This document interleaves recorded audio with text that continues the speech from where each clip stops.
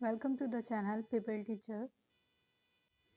ये video dedicated है full guidance पर। तो इसमें आपको फुल्ली गाइड किया जाएगा कि आपको कौन कौन से जो है स्टेप करने हैं अपने फाइनल टीचिंग के दौरान। बीएड थर्ड सेम में आपकी फाइनल टीचिंग होती है, जिसमें एलयू से जो है एग्जामिनर आते हैं। उन एग्जामिनर्स के सामने जो है आपको फाइनल टीचिंग करनी होती है। इसमें आपके फाइनल प्लान बनते हैं बोथ पेडागोजी सब्जेक्ट्स के लिए। 2 प्लान आप प्रिपेयर करेंगे। उन दोनों प्लान के लिए आपको टीचिंग मॉडल होना चाहिए टीचिंग एड्स की जो है रूप में। तो आप कोई ना कोई मॉडल प्रिपेयर करेंगे जो उस टॉपिक पे आपने लेसन प्लान बनाया है उससे रिलेटेड। आप रियल ऑब्जेक्टिव्स भी ले सकते हैं उसमें। मॉडल ज़रूर रखिएगा एक उसके लिए, क्योंकि मॉडल जो है ये इफ़ेक्ट देता है आपकी टीचिंग को एक हायर लेवल तक ले जाता है, इम्प्रेसिव लेवल तक ले जाता है।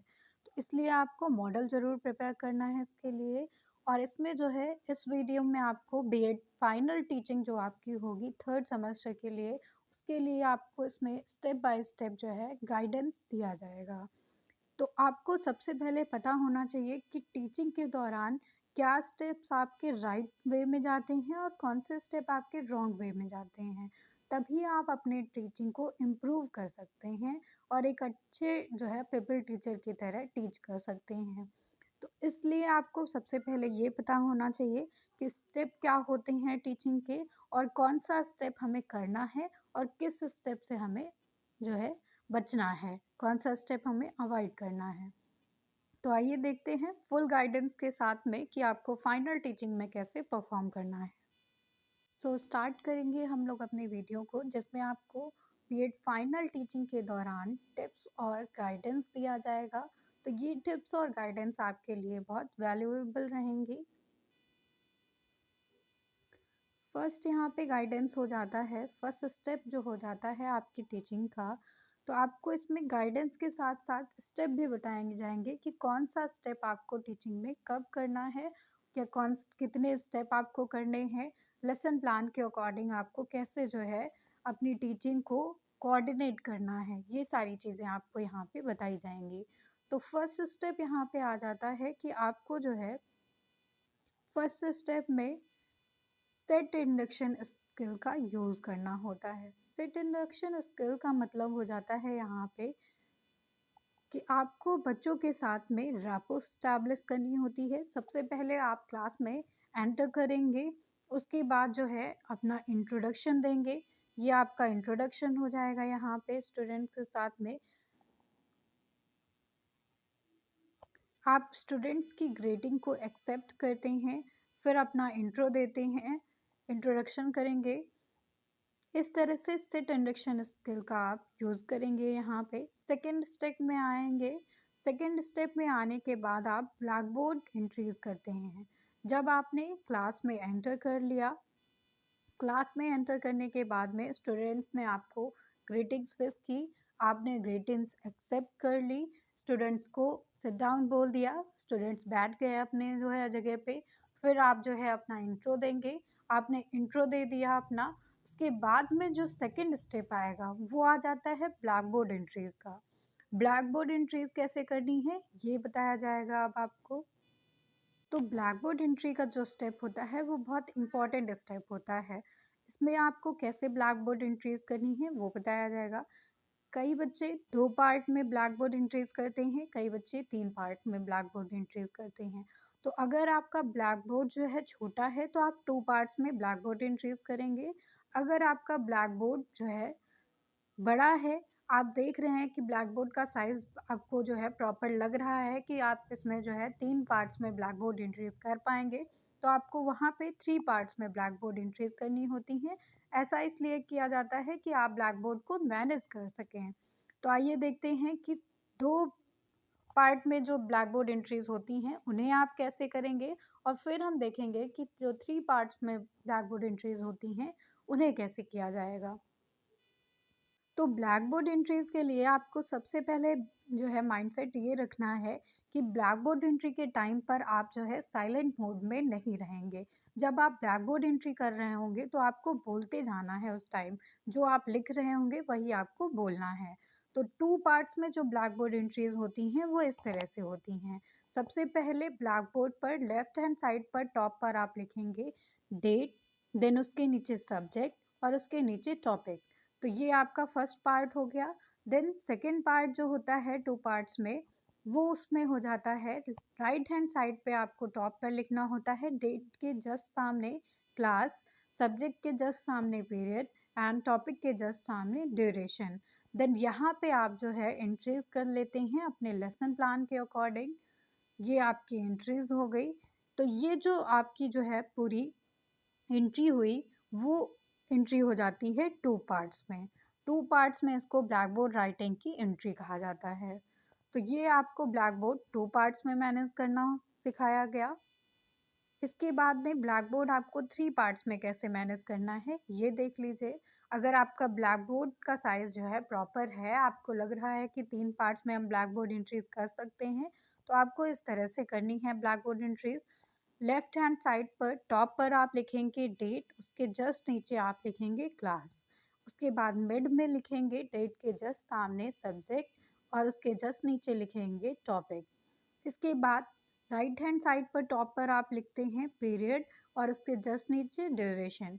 तो ये आपकी जो ब्लैक बोर्ड एंट्रीज हुई वो 3 पार्ट में हो गई। तो 3 पार्ट में ब्लैक बोर्ड एंट्रीज आपको इस तरह से करनी है। इसके बाद ब्लैक बोर्ड एंट्री करने के बाद में आप यहाँ पे पूरी एंट्रीज जो है फिल कर देते हैं, सिवाय टॉपिक के। टॉपिक आपको अभी नहीं लिखना होता है यहाँ पे। टॉपिक आप लिखेंगे इंट्रोडक्शन क्वेश्चन के बाद में, जब आपको जो है स्टेटमेंट ऑफ द एम देना होता है। तो स्टेटमेंट ऑफ द एम देकर तब आप टॉपिक मेंशन करते हैं ब्लैक बोर्ड एंट्रीज में। बाकी की सारी एंट्रीज आपको कर लेनी होती है यहाँ पे। ब्लैक बोर्ड एंट्रीज के बाद में आप स्टूडेंट को इंस्ट्रक्शन देंगे कि अब हम आपसे जो भी क्वेश्चन करेंगे उसका आप लोग आंसर करिएगा और आंसर कंप्लीट सेंटेंस में करिएगा, क्लास में अनुशासन बनाए रखिएगा। तो ये आप इंस्ट्रक्शन देंगे स्टूडेंट्स को। और इसके बाद जो है आप इंट्रोडक्टरी क्वेश्चन जो है स्टूडेंट से करना स्टार्ट करेंगे अपने टॉपिक से रिलेटेड।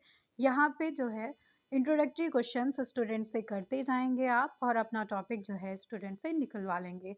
बाय चांस अगर किसी भी क्वेश्चन में स्टूडेंट आपका जो है सेटिस्फैक्ट्री आंसर नहीं कर रहे हैं, तो आप वहाँ पे प्रॉबिंग स्किल का यूज़ करेंगे। प्रॉबिंग स्किल का मतलब हो जाता है कि इसमें जो है आप बच्चों को एग्जाम्पल्स देंगे, हिंट देंगे, तब अपना आंसर जो है यहाँ पे निकलवाते हैं। इस तरह से आप प्रॉबिंग स्किल का यूज़ करेंगे अपने टॉपिक को निकलवाने के लिए स्टूडेंट से। और आप हर एक आंसर को कंप्लीट सेंटेंस में ही एक्सेप्ट करिएगा स्टूडेंट से। द नेक्स्ट गाइडेंस आ जाता है आपका कि यहाँ पे जब इंट्रोडक्टरी क्वेश्चंस हो गए, इसके बाद में आपको टॉपिक अनाउंस करना होता है क्लासरूम में। तो आप टॉपिक को आप अनाउंस करेंगे यहाँ पे, जिसको स्टेटमेंट ऑफ द एम कहा जाता है। और ये हमेशा आपको फ्यूचर टेंस में ही करना है। आपको इसमें विल का यूज़ करना है, मतलब ये हमेशा फ्यूचर टेंस में ही रहेगा कि आप जो है पढ़ाएंगे, हम अध्ययन करेंगे। तो ये बताया जाता है इसमें। आप इसको जो है प्रेजेंट या पास्ट टेंस में नहीं यूज़ करेंगे, हमेशा फ्यूचर टेंस में यूज़ करिएगा इसको। तो इस तरह से आपने स्टेटमेंट ऑफ द एम दे दिया। अब आप ब्लैक बोर्ड पर एंट्री कर दीजिए अपने टॉपिक की, क्योंकि अब आपका टॉपिक आ चुका है। तो यहाँ पे जो है एंट्री कर देंगे ब्लैक बोर्ड पर टॉपिक की। और टॉपिक को हमेशा अंडरलाइन कर दीजिएगा जो भी आपका टॉपिक होगा। इस तरह से आपका ये स्टेप यहाँ पे कंप्लीट हो जाता है। नेक्स्ट स्टेप पे आएंगे, जिसमें आप जो है नेक्स्ट जो स्टेप आता है आपका, वो टीचिंग का स्टेप आ जाता है। अब ये मेन स्टेप हो जाता है टीचिंग का। इसमें आपको according to your teaching points, जो आपने टीचिंग पॉइंट्स मेंशन किए हैं अपने प्लान में, उसके अकॉर्डिंग यहाँ पे टीचिंग करनी होती है। तो आप स्टेप बाय स्टेप जो है अपनी टीचिंग करते हैं यहाँ पे। जहाँ पे आपको टीचिंग एड्स की ज़रूरत होती है, वहाँ पे आप टीचिंग एड्स दिखाएंगे बच्चों को टीचिंग पॉइंट के अकॉर्डिंग। टीचिंग एड्स दिखाकर आपको साइड में रख देना होता है, उसको लगा के नहीं रखना है परमानेंट। क्योंकि अगर आप लगा के रखेंगे तो बच्चों का जो पूरा ध्यान होगा, जितना अटेंशन होगा, वो टीचिंग एड्स पर ही रहेगा, तब बच्चे आपकी बात नहीं सुनेंगे। तो इस तरह से टीचिंग एड्स का यूज़ आपको जब ज़रूरत हो तभी करना है।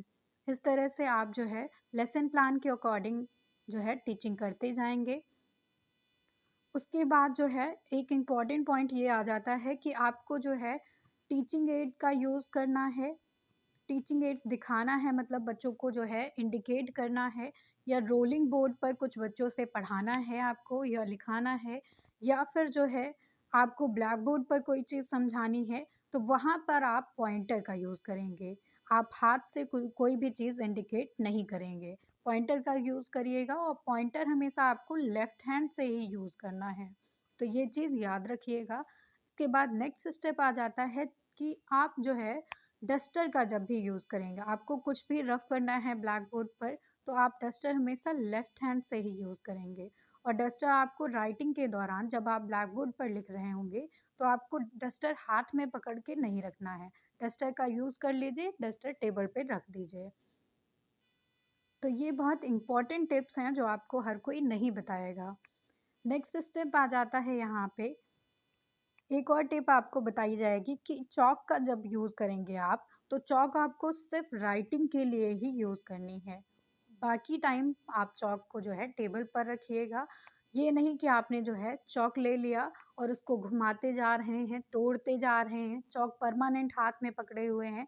तो सिर्फ ब्लैक बोर्ड पर राइटिंग करने के लिए ही आपको जो है चॉक का यूज़ करना है। देन आपको अपना टॉपिक जो है वो कॉन्फिडेंस के साथ में एक्सप्लेन करना होता है। ये बहुत इंपॉर्टेंट टिप हो जाती है यहाँ पे। इसके बाद नेक्स्ट स्टेप आ जाता है कि आपको क्लासरूम में जो है टहलते नहीं रहना है अपनी टीचिंग के दौरान। आप अपने टॉपिक को बहुत कॉन्फिडेंस के साथ में एक्सप्लेन कीजिए, लेकिन आपको कोई एक पोजीशन में ही एक्सप्लेन करना होता है। आप ऑल टाइम क्लास में जो है वॉक नहीं करेंगे। नेक्स्ट स्टेप आ जाता है यहाँ पे कि आप जो है अगर किसी लैंग्वेज के टीचर हैं, यहाँ पे कोई भी लैंग्वेज आप पढ़ा रहे हैं जैसे कि हिंदी, इंग्लिश, संस्कृत, तो आपको जो है बुक को प्रॉपर है जो है होल्ड करना है। बुक आप कैसे पकड़ेंगे वो आपको पता होना चाहिए प्रॉपर वे। बुक आप किसी भी तरीके से नहीं पकड़ सकते हैं। बुक आपको जो पकड़नी होती है वो आपको जो है फर्स्ट फिंगर एंड जो फर्स्ट फिंगर के बीच में लगानी होती है। इसका मतलब है कि आप जो है आपकी जो मिडिल फिंगर होगी और रिंग फिंगर होगी वो जो है बुक के बाहर रहती है। इस तरह से आपको बुक फंसानी होती है, होल्ड करनी होती है। इसके बाद आप लैंग्वेज टीचिंग में फ्लैश कार्ड का यूज़ ज़रूर करेंगे प्रोनाउंसिएशन ड्रिल के टाइम पर। तो जब बच्चों से आप प्रोनाउंसिएशन कराते हैं उसके लिए आपको फ्लैश कार्ड का यूज़ करना है। नेक्स्ट आ जाता है पॉइंट इसमें कि आप कभी भी साइलेंट मोड पर ब्लैक बोर्ड पर कुछ भी नहीं लिखेंगे। जो आप ब्लैक बोर्ड पर लिख रहे होंगे वो आपको बोलते जाना है क्लासरूम में।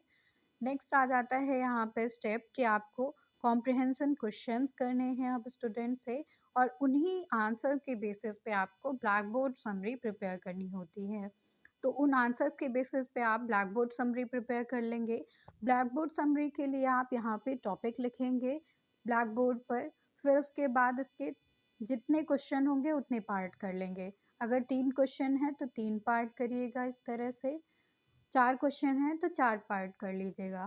फिर आप जब आंसर लिखते हैं तो फर्स्ट आंसर यहाँ पे लिखिएगा ऐसे, सेकंड आंसर यहाँ पे लिखिएगा ऐसे, थर्ड आंसर यहाँ पे लिखिएगा। तो एक चार्ट के फॉर्म में, प्रॉपर फॉर्म में आपको ब्लैक बोर्ड समरी प्रिपेयर करनी होती है। देन नेक्स्ट स्टेप यहाँ पे आ जाता है कि आपको रिकैप्चुलेशन क्वेश्चन जब आप ब्लैक रोलिंग बोर्ड पर कराते हैं स्टूडेंट से, तब आपको ब्लैक बोर्ड समरी जो आपने प्रिपेयर की थी उसको रफ कर देना होता है। तो ये बिल्कुल भी मत भूलिएगा रफ करना इसको। फिर आपको नेक्स्ट टिप दी जाती है कि यहाँ पे जब रिकैप्चुलेशन क्वेश्चन आप स्टूडेंट से कराते हैं तो आपको पॉइंटर से पॉइंट आउट करते जाना है, और एक जो स्टूडेंट आप बुलाते हैं वो स्टूडेंट उसको पढ़ता चला जाएगा और कुछ कुछ जो है क्वेश्चन का आंसर वहाँ पे वो स्टूडेंट करेगा। जो फिल इन द ब्लैंक्स होगा तो फिल इन द ब्लैंक्स के फॉर्म में करता है वो स्टूडेंट, और अगर वो सही गलत के फॉर्म में है, मैच द फॉलोइंग्स के फॉर्म में है, तो जिस भी फॉर्म में होगा उसका आंसर वो स्टूडेंट वहाँ पे कर देता है। इसके बाद नेक्स्ट स्टेप आ जाता है कि आप जो है बच्चों को होमवर्क दे देते हैं यहाँ पे, और होमवर्क देने के बाद में आपको जो है स्टूडेंट से कहना होता है कि आप सभी होमवर्क को अपने नोटबुक में नोट कर लीजिए। फिर आप बच्चों से पूछेंगे कि आप लोगों ने होमवर्क नोट कर लिया? जब बच्चे यस कर देंगे, तो आपको जो है होमवर्क को रफ़ कर देना है ब्लैक बोर्ड से। पूरा ब्लैक बोर्ड आप उस टाइम पर क्लीन कर देते हैं और आपकी टीचिंग यहीं पे वाइंड अप हो जाती है। तो ये जो है कुछ इम्पोर्टेंट टिप्स थी, जो आपको टीचिंग के दौरान जो है याद रखनी है। इसमें स्टेप बाय स्टेप आपको गाइडेंस दिया गया है। ये आपका रोलिंग बोर्ड हो जाता है, रोलिंग बोर्ड इस तरह का होता है और ये आपका जो है पॉइंटर हो जाता है। पॉइंटर ये होता है, तो ये पॉइंटर आपको टीचिंग में यूज़ करना है। इस वीडियो में आपको पूरी जानकारी दी गई कि बीएड फाइनल टीचिंग में आपको क्या करना है और कौन सी चीज़ जो है आपको अवॉइड करनी है।